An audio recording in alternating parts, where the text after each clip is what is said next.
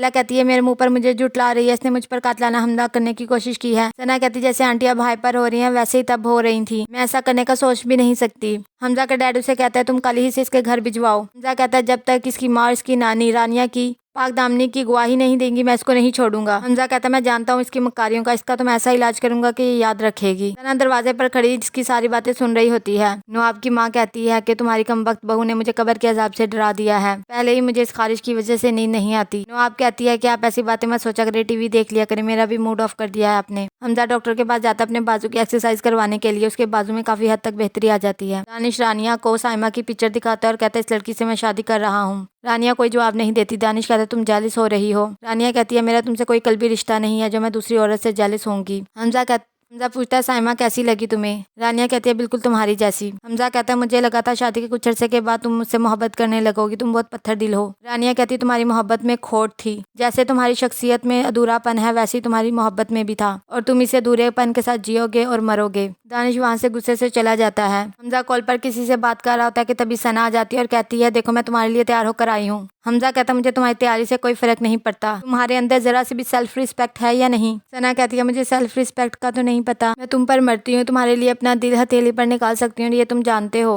हमजा कहता है तुम शायद मेरी बात भूल गई होगी लेकिन मैं अपनी कही बात नहीं भूला। जब तक तुम्हारी माँ, तुम्हारी नानी और तुम रानिया की पाकिज़गी की गवाही नहीं दोगे मैं तुम्हारा नहीं बन सकता। सना को याद आता है कि किस तरह उसने रानिया के साथ धोखा किया था। हमजा के जाने के बाद सना अपना सारा मेकअप खराब कर लेती है और बहुत ज्यादा रोती है। आप कहती है राशिद ने मेरा दिमाग खराब कर दिया है, कहता है उस पुराने घर चलो, मैं नहीं जाऊंगी इस जन्नत जैसे घर को छोड़कर। साजदा कितनी खुश नसीब थी ना, पूरी जिंदगी इस घर में उसने अय्याशी की है। नवाब कहती है इसी तरीके से ये सारा घर अपने नाम लगवा लो। नवाब कहती है कि दानिश को मैंने कहा है लेकिन वो तो दूसरा सेहरा से जाने के लिए तैयार है। अला भी कहती है ऐसी गलती मत करना, वो औरतें बहुत होशियार हैं, ऐसा ना हो हमारे पत्ता काट दें। हमजा ऑफिस जाता है, मैनेजर कहता है इन कागजात पर कुछ साइन चाहिए मैडम के, और ये चेक साइन करना है, ये चाइनीज कंपनी को देना है। दानिश कहता है ठीक है मैं शाम तक साइन करवा कर दे दूंगा।